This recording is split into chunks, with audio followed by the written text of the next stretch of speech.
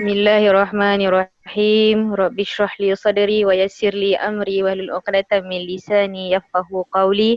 Alhamdulillah, kembali kita ke rancangan Bicara Muslimah, dan insya-Allah pada kali ini tajuk amat amat dekat di hati, iaitu wahai muslimah jagalah hatimu. Dan seperti biasa bersama kami, iaitu saya Siti Azhara Effendi dan rakan seperjuangan saya Ustazah Latifah Yusof dan Ustazah Aziza Abdul Jalil. Assalamualaikum. Assalamualaikum Salam warahmatullahi. warahmatullahi Macam mana Ramadan kita dah hari ni, dah yang ke 19. 19. Kita dah nak masuk ke penghujung Ramadan. InsyaAllah. Macam mana, semua okey? Alhamdulillah. Okay, sedih. Betul, sedih sangat. Okay, insyaAllah. Okay, so kita terus go into the topic Boleh Azazah Boleh, Okay. insyaAllah. So topik pada kali ni is sangat-sangat, is very, every topik yang kita bincangkan is very near to our heart lah. Is very near to our kehidupan seharian kita. So pada kali ni topik kita is wahai muslimah jagalah hatimu. Sebab kita tahu, especially dalam bulan Ramadan kita kena banyak, actually is a training ground for us. Lagi-lagi kita dah nak masuk ke penghujung Ramadan, is a training ground for us to actually jaga segala kelakuan kita, supaya kita dapat teruskan apa yang kita lakukan daripada Ramadan ni, kita dapat teruskan di hari-hari yang outside of Ramadan lah. Okay. So the first one is kita selalu dengar orang kata jaga hati, jaga akhlak. Tapi to apply that in ourselves, mungkin ada di kalangan masyarakat di luar sana, mungkin they are struggling. Macam mana tu nak jaga hati tu. So first question bagaimana untuk kita attain ketakwaan dalam kehidupan seharian? InsyaAllah. Okay, saya mulakan dululah Okay, Bismillahirrahmanirrahim. Soalan ni is very deep because kita are talking about ketakwaan. It's about takwa. As we all know, takwa ialah we submit to Allah Subhanahu Wa Taala. Okay, so saya kategoriskan jawapan untuk soalan ni kepada 4 point. Okay, point pertama ialah mengenai we need to actually have a good relationship dengan Allah Subhanahu Wa Taala. Manusia, maksud kat sini ialah manusia perlu ada hubungan baik dengan Allah Subhanahu Wa Taala dengan melaksanakan ibadah dengan konsisten. Maksud ibadah kat sini lah anything. Kita perlu solat, of course, puasa, zikir dan sebagainya. So ibadah kita tu tak boleh setengah-setengah jalan, nak kena ada konsisten dengan Allah. Jadi maknanya bila ada konsisten, barulah kita punya hubungan dengan Allah Subhanahu Wa Taala tu baik. Okay, because ketakwaan memang tak boleh dipisahkan dengan ibadah, insyaAllah. Yang point number 2 ialah hubungan kita dengan kita punya diri sendiri dan juga hati nurani kita. Okay, maksud kat sini lah perlu ada sifat sabar, kita perlu ada sifat pemaaf, kita kena ada sifat syukur, ikhlas dalam diri kita sendiri.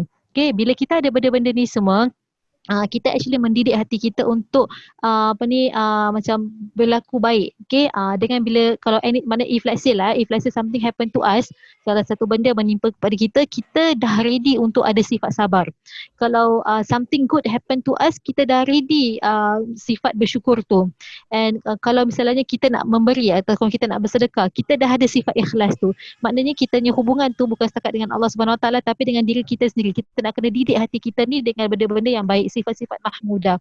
Sifat-sifat mahmudah tu yang macam tadilah, mesti ada sifat sabar, pemaaf, syukur, ikhlas. Actually ada banyak lagi, tapi saya suka pada 4 ni. Okay, so kita kena prepare diri kita untuk mendidik hati kita ni dengan benda-benda yang baik. Jadi whatever comes datang pada kita, kita dapat macam overcome it ataupun kita dapat hadapinya. Dan point yang nombor 3 ialah hubungan manusia tu dengan sesama manusia. Macam hablum minallah dengan hablum minannas. Kita ni tak boleh dielakkan. Kita hidup bermasyarakat. Kita saling memerlukan each other. Even bila Allah jadikan seseorang tu berpasangan. So kita tak boleh hidup bersendirian tau. Okay, ada orang kata I'm so introvert lah apa-apa. Yes, you can be introvert. Tapi you need to know that you need to hidup dalam bermasyarakat. So bila kita berhidup dalam masyarakat ni, kita perlu ada sifat gotong royong, tolong menolong. Kita nak kena berbaik dengan tetangga. So dalam konteks sekarang pula kita perlu ada jaga kita punya social distancing. Itu maknanya itu actually menjaga kita punya hubungan manusia dengan sesama manusia. So is actually dengan kita buat benda gini increase tau kan kita punya ketakwaan. Dan point number 4, hubungan manusia dengan lingkaran hidup. Maksud kat sini ialah when you want to attain your taqwa, kita pun nak kena jaga alam sekitar. Kita ni sebagai khalifah kat dunia ni, kita perlu jaga what is our surrounding. Kita menjaga surrounding kita, menjaga alam sekitar. Kita kena ada rasa bersyukur dengan nikmat Allah Subhanahu Wa Taala bagi. So kat sini nak kena yang kita nak kena aware is kita kena jaga kebersihan alam lah. Kita kena menyayangi animals. Okay, kita jangan macam buat berselerak. Sebab tu macam kalau kat Singapore, if let's say kita litter, kita boleh kena fine. Padahal that thing tu dah ada dalam Islam. Nazafah tu minal iman. So maknanya kebersihan tu ada separuh daripada iman. Jadi sebenarnya untuk kita attain ketakwaan ni, kita nak kena ada hubungan yang baik dengan semua. Okay, if I were to repeat, maknanya kita hubungan baik dengan Allah Subhanahu Wa Taala. Kita dah bincangkan benda ni banyak sekali. Maknanya kita punya ibadah tu tak kena more. Kita punya hubungan ni dengan hati kita. Sometimes kita thought yang kita ni ada hubungan Allah, kita punya hati dah okey tau. Tak, kita nak kena perbetulkan, mendidik hati kita dengan benda-benda yang baik. Okay? Dan kita kena ada hubungan baik dengan manusia juga, dengan sesama hablum minan nas juga. Kita tak boleh hidup dalam keseorangan. So kita nak kena sama-sama bermasyarakat lah, kena hidup bermasyarakat at the same time, and jaga kita punya surrounding. Itu kita nak attain ketakwaan. Pasal kalau saya kata like macam if you want to just focus on ibadah sahaja, itu belum kita sampai ke tahap kita punya attain kita punya takwa dengan Allah Subhanahu Wa Taala. It's actually all kita punya surrounding. Itu dia lah saya punya point. Maybe saya tambah sikit Sezar kalau boleh. Maybe for some of us kita yang yang belum pasti apa makna takwa tu Takwa kan makna dia is actually kita being aware that Allah Subhanahu Wa Taala tu ada and dia boleh nampak kita. Ini secara ringkasnya lah. Actually makna takwa ni dia macam ada literal meaning and so on. Literal meaning is macam fear of God. Tapi maksud fear of God ni kita macam orang panggil kita conscious with the existence of God. Kita sadar, kita realize that macam in whatever that we do, Allah is watching. Macam yang diterangkan di surah Al-Hadid, wa huwa ma'akum aina ma kuntum. He is with us wherever we are. Kita nak sembunyi macam mana pun, Allah tu ada dengan kita. So Allah nampak, Allah witness, Allah can know everything. So that is sifat takwa lah. So kalau seseorang tu kan dia ada sifat takwa ni, dia akan rasa takut kalau dia nak buat salah. So dia akan didik diri dia pelan-pelan akan macam aku tak boleh buat ni. Nanti aku dosa ataupun aku salah di pandangan Allah. So orang yang bertakwa ni adalah orang yang beruntung pasal bila dia bertakwa, bila dia conscious that God is watching, Allah is watching us, dia akan rasa takut nak buat dosa. So pasal dia takut tu dia akan elakkan diri dia daripada buat-buat apa-apa benda-benda yang tak baik. So instead dia akan buat benda-benda yang mahmudah lah, yang macam tadi Ustazah Latifah terangkan. So that is taqwa lah, being conscious that God is with us gitu. So meaning daripada kita sifat takut pada Allah Subhanahu Wa Taala kepada sifat nanti kita lama-lama akan menyayangi Allah dan kita menjaga tadi semua 4 perkara. So daripada kita fear, memang sometimes kan kalau kita nak mendidik ni kadang-kadang dalam keadaan kena ada fear sikit. Masuk fear kat sini kan bukan maknanya kita takut dengan Allah sampaikan macam we don't want to do anything. Tapi masuk kat sini ialah kita nak timbulkan rasa kasih sayang kita dengan Allah Subhanahu Wa Taala, pasal kita nak tingkatkan keimanan kita. So daripada situ pelan-pelan nanti lama-lama kita akan rasa kasih sayang kita pada Allah Subhanahu Wa Taala. Dia macam the literal meaning is fear, tapi maksud fear tu bukan kita macam takut sangat dekat Allah. Is kita macam actually kita being conscious that kita kena realize that macam whatever that we do, macam Allah tu dengan kita lah kan. So macam kalau kita nak buat baik pun kita tahu kita dah macam aku nak buat ni jadi aku dapat keridaan Allah. Aku buat ni jadi aku dapat buat Allah happy, something like that in the simplest form. Itulah sifat takwa ni is masya-Allah lah. Yes. Alright. Okay. So this yang kita boleh lihat ni is actually Islam tu dia syumula, dia merangkumi semua aspek. Okay, soalan kita go to soalan yang kedua Alright. Bagaimana untuk kita tidak terjatuh kepada, sebab kita nak jaga hati ni kan. So macam mana kita tak nak jaga ni supaya kita tak terjatuh kepada sifat iri hati, sifat dengki, sifat yang negatif lah senang kata dalam diri kita, and also perkara apa yang kita perlukan untuk mencapai keridaan Allah Subhanahu Wa Taala. Ini dia jaga hati, kemudian untuk mencapai keridaan Allah Subhanahu Wa Taala tu macam mana? Alright. Okey, soalan yang kedua lah pasal kita, macam mana kita tak nak terjatuh daripada sifat iri hati ataupun dengki. Daripada satu hadis ni, Abi Hurairah, anna Nabi sallallahu alaihi wasallam qala iyyakum wal hasad fa innal hasad ya'kulul hasanat kama ta'kulun narul khatab. Takutlah pada semua maksud kat sini kita kena jauhilah daripada sifat dengki. Sesungguhnya dengki itu dapat memakan ataupun yang menghabiskan kebaikan-kebaikan kita, sebagaimana api memakan kayu bakar. Dan masuk kat sini lain. Sebenarnya sifat dengki ni bermula daripada mata kita tau. Okay, kalau kita nampak orang tu dalam kegembiraan, kita akan rasa macam iri hati. So kita kena tukar the negative thoughts tu kepada yang positif. Okay, so bila kita nampak orang tu dalam kebahagiaan, instead of kita rasa iri hati, why not kita doakan kebahagiaan yang lebih kepada orang tu. Okay, kalau dia dalam keadaan kesusahan, maka kita kena bantu dengan ikhlas. Jangan kita mengharapkan yang balasan daripada dia. So kita doakan lebih lagi, maknanya supaya orang tu tidak ditimpa kesusahan dan dipermudahkan urusannya. So kita memang sekarang consider apa-apa yang kita nampak, kita akan rasa macam kalau kita ada sifat yang jealousy ataupun dengki iri hati ni, automatically hati kita akan macam mengapi-apikan lagi dan kita akan rasa lagi tau dengan negatif. Sebab tu kita nak kena didik kita hati. Dia actually bersangkut paut dengan saya soalan yang pertama tadi. So kita nak kena didik hati kita ni dengan perkara-perkara yang mahmudah, supaya kalau kita nampak satu benda yang macam lagi alali nak jadi negatif tapi kita tukarkan kepada positif. Kalau kita nampak orang tu bahagia, daripada kita nak jadi jealous, daripada kita nak dengki hati, why not kita doakan more kebahagiaan. Kerana bila kita membahagiakan orang, kita akan rasa bahagia. Kalau kita mendoakan orang, insya-Allah orang tu akan mendoakan kita. Sebab tu kita macam nak kena nak kena sentiasa didik hati kita, at the same time kita nak kena sentiasa doa. Okay, saya akan share satu doa ni. Bismillahirrahmanirrahim.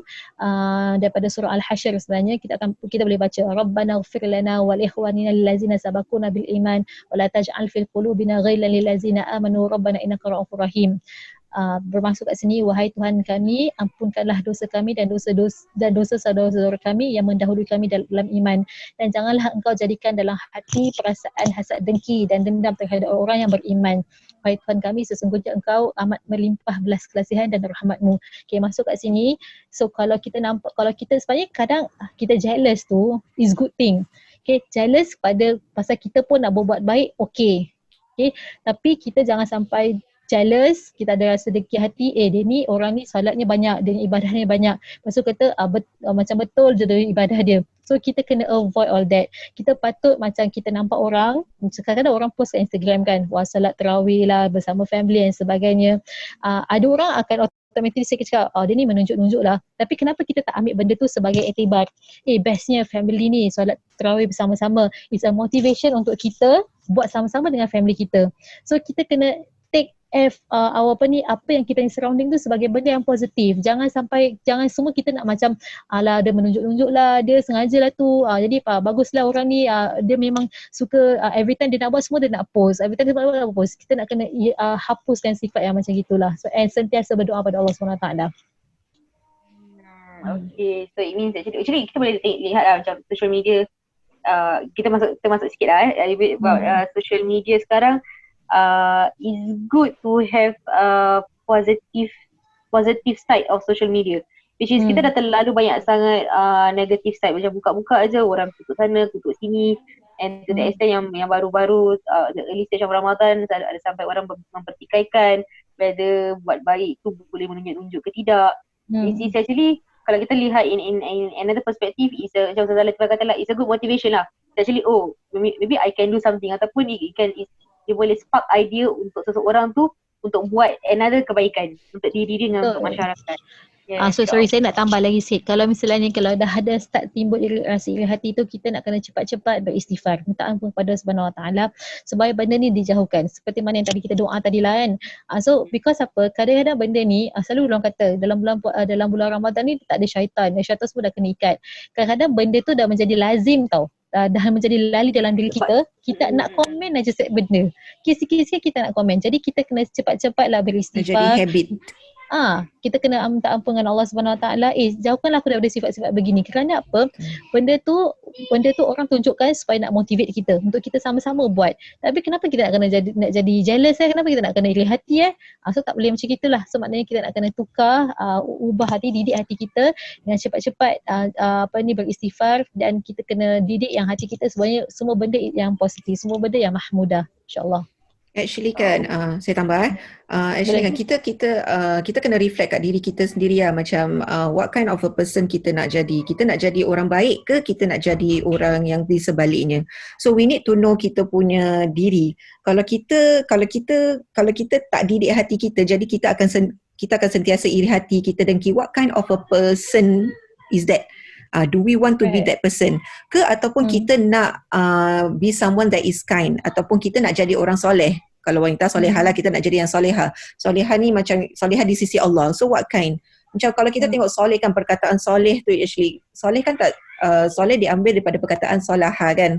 Solaha tu means kita improvise, kita memperbaiki tau. So kalau kita nak jadi orang soleh, kita kena ada sifat yang nak memperbaiki diri kita. So seandainya kalau kita ada sifat-sifat yang macam iri hati lah, dengki lah, jealous lah, apalah, ataupun kita rasa tak puas hati dekat orang lah yang seperti dikatakan tadi kan. So kita kena revamp balik kita kena improvise balik kita punya character tu to be the better one. So at the end of the day, is this the kind of person yang kita nak ke, ataupun kita nak be better than that? Dia macam sebelum kita cakap in the eyes of Allah siapa diri kita kan, kita sendiri kita boleh tengok, Allah kasih kita akal untuk kita berfikir apa, kita boleh fikir what kind of person kita nak jadi. So macam kalau kita nak benda yang baik untuk diri kita sebagai seorang yang soleh adalah mesti kita nak benda yang baik untuk orang lain juga. Macam tadi kan kita ada cakap pasal masyarakat apa semua kan. So macam it's not just about us lah, kita nak baik untuk diri kita, dengan orang lain pun kita kena nak baik. Kita sekarang kadang-kadang kita tengok macam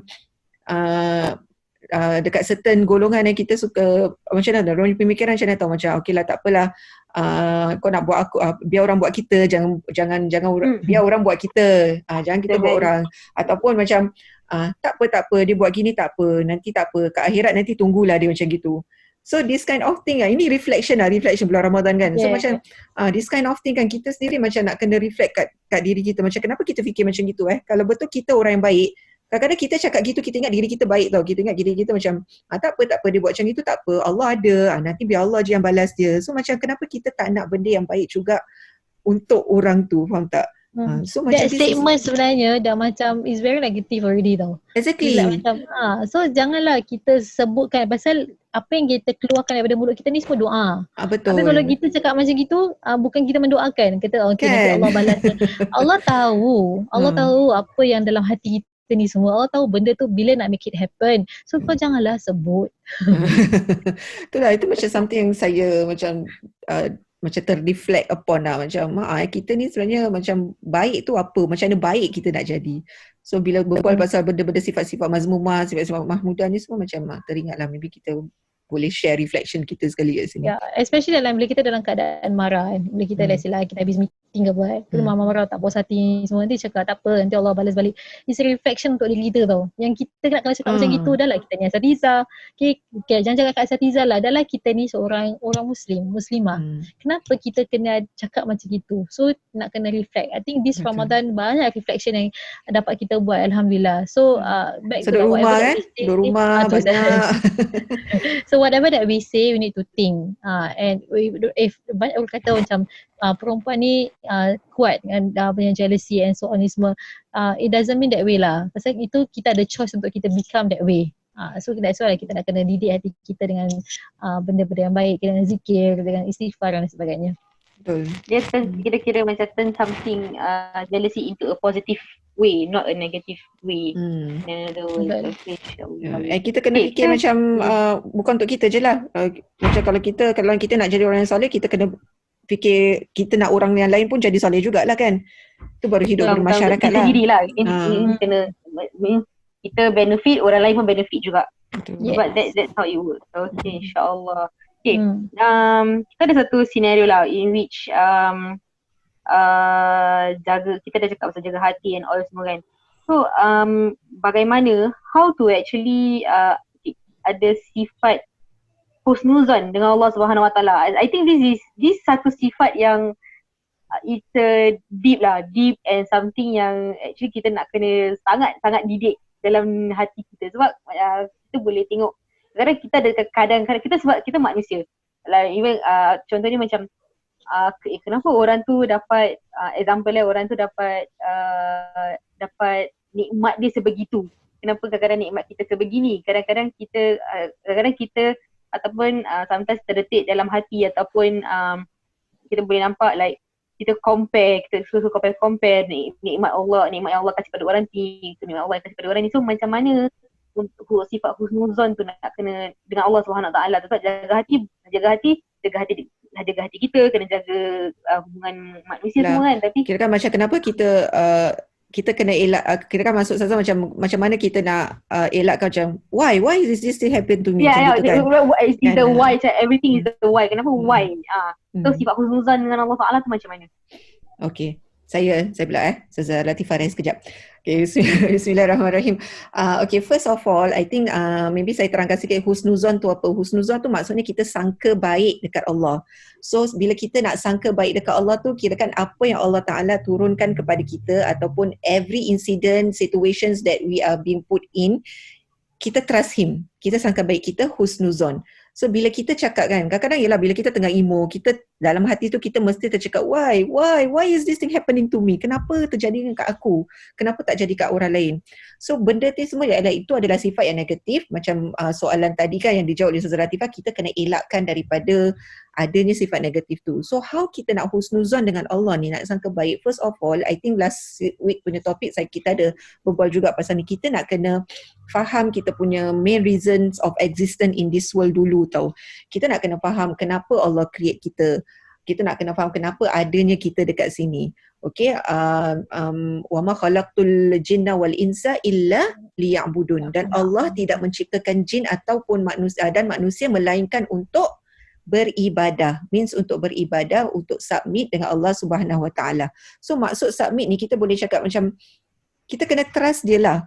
Faham tak? Macam bila kita faham kan kita punya existence dekat sini is not just merely untuk kita tinggal dekat this world is temporary. Yang Allah berikan kita ni, dunia ni is temporary. Itu yang kita kena realize that kita dah terlalu distracted with kita punya responsibilities ataupun kita punya kerja-kerja di dunia ni. Kita lupa that reality whereby memang in this life apa-apa yang terjadi ni is actually sementara. Ini adalah aturan Allah. So bila kita nak husnuzon, bila kita husnuzon, kita sangka baik dengan Allah, kita akan didik diri kita. Diri kita ni, hati kita ni akan terdidik macam okay, tak apa, Allah has a plan. Things happen kan, something bad happen to us, kita kata kita tak apa, sabar, didik hati, sabar. Mungkin ada hikmah di sebaliknya. Itu saya dididik macam everything kalau macam saya diuji ke apa kan, memang kita memang full of ujian memang daripada dulu macam alhamdulillah saya ditemukan dengan orang-orang yang akan memperingatkan saya, tak apa kau sabar Ziza, mungkin ada hikmah dia, tak apa Zah kau sabar Ziza, nanti insya-Allah dia punya outcome, a better outcome will come later. So kita kena didik hati kita lah pelan-pelan that macam dunia ni adalah urusan Allah.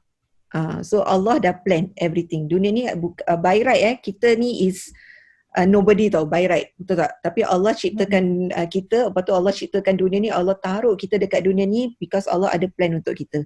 Apakah plan Allah? Plan Allah, the bigger plan is actually kita punya life in hakiki later part.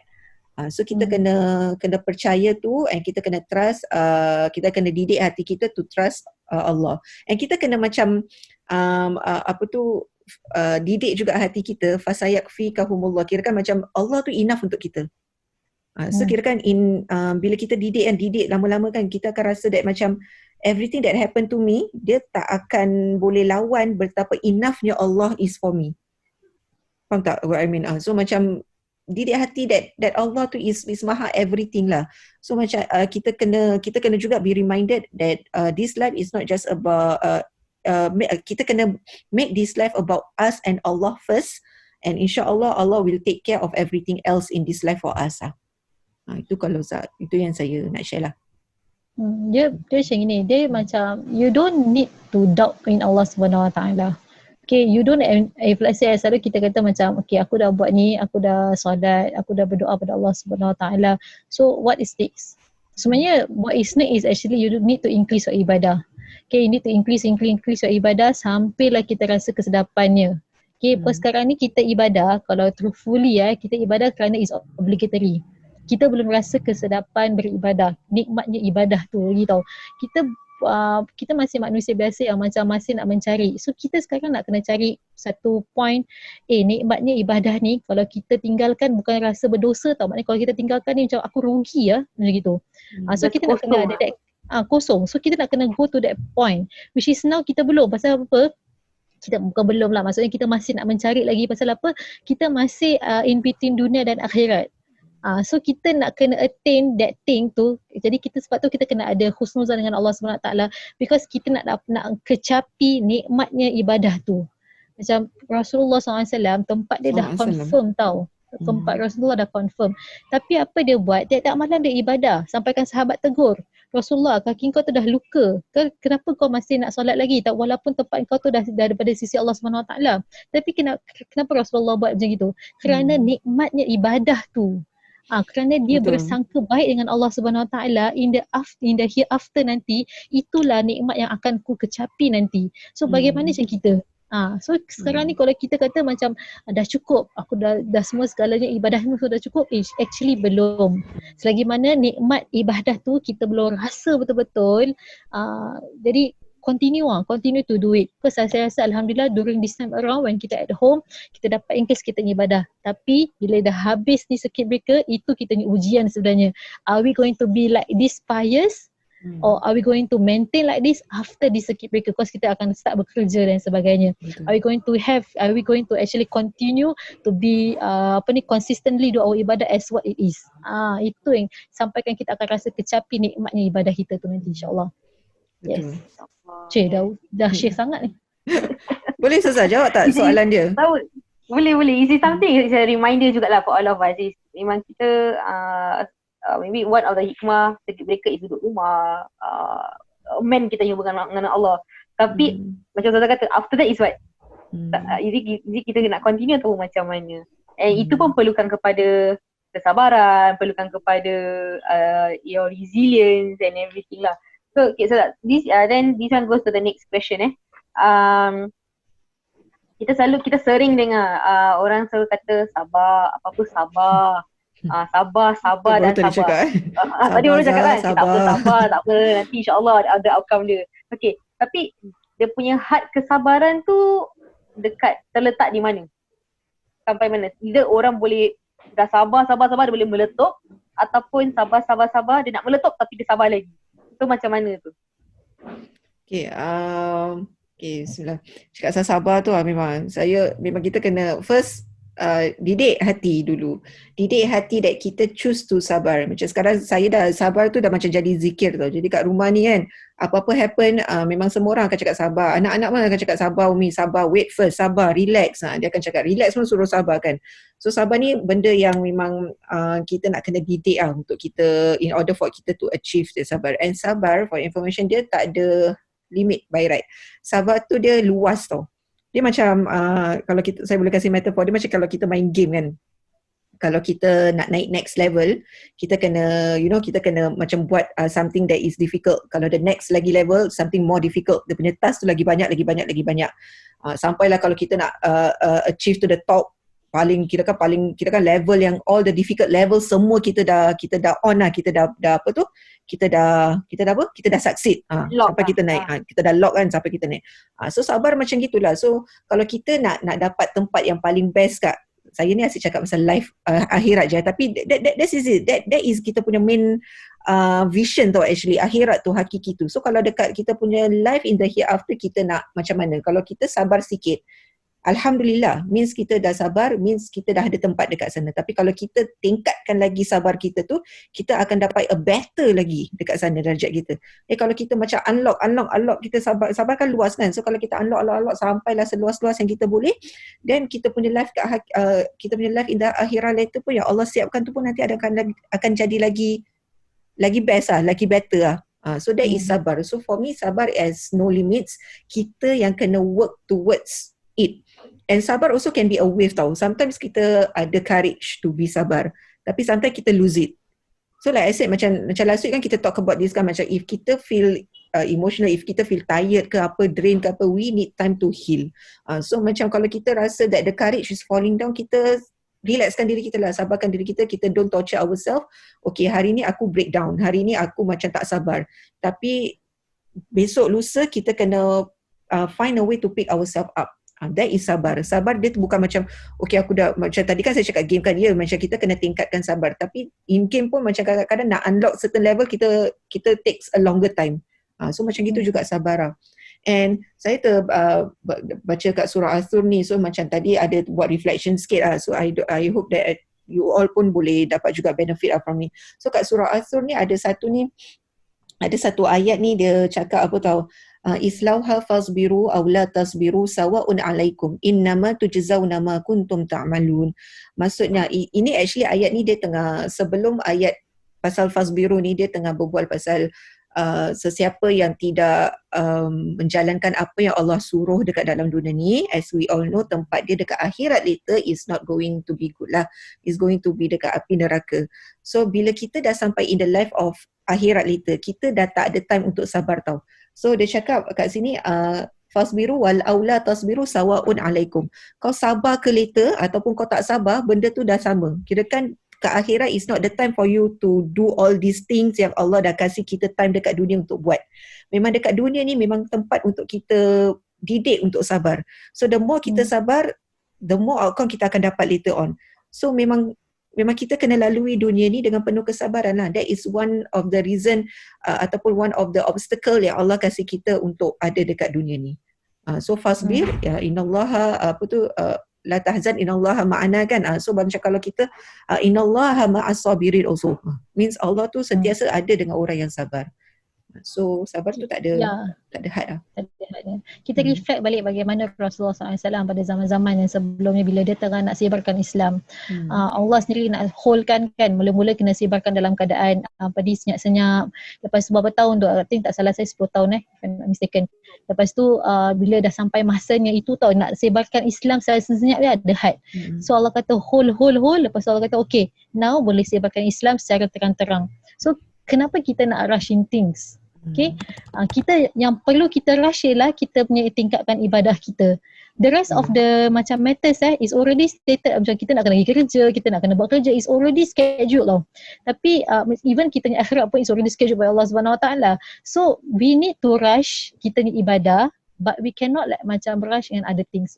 Okay, kita nak kena tahu pasal kita kena letakkan yang kita ni pekerjaan semua sebagai ibadah. Okay, if anything ataupun segala ujian tu adalah sebagai ibadah. So nanti insya-Allah kita akan attain kita punya nikmat tu di akhirat nanti insya-Allah. Betul. Kalau kita rasa ujian kita ni berat sangat kan, sampai susah kita nak sabar, kita baca balik sejarah-sejarah apa yang para nabi, para rasul kita telah lalui. Kan kita compare dengan apa yang kita lalui sekarang ni dengan apa yang diorang lalui. So kalau diorang boleh sabar, siapa kita untuk kita choose tak nak sabar, faham tak? So macam kena didik hati kita ni kena sentiasa kita didik. Ya, baca buku balik, tengok balik sejarah Islam, baca Quran, kita buka hati kita balik nanti insya-Allah. InsyaAllah. Okay, kita dah rasanya masa tak mengizinkan lagi untuk kita continue. Okay, insyaAllah. Dia pun tak sabar. Tak, sebab dia nak kena rush. Okay, so insyaAllah lah segala yang penting the rumusan is tingkatkan kita punya hubungan kita dengan Allah SWT dan mendidik hati tu sangat penting insyaAllah. Okay, dengan itu wabillahi taufiq wal hidayah. Wassalamualaikum warahmatullahi wabarakatuh. Waalaikumsalam warahmatullahi wabarakatuh.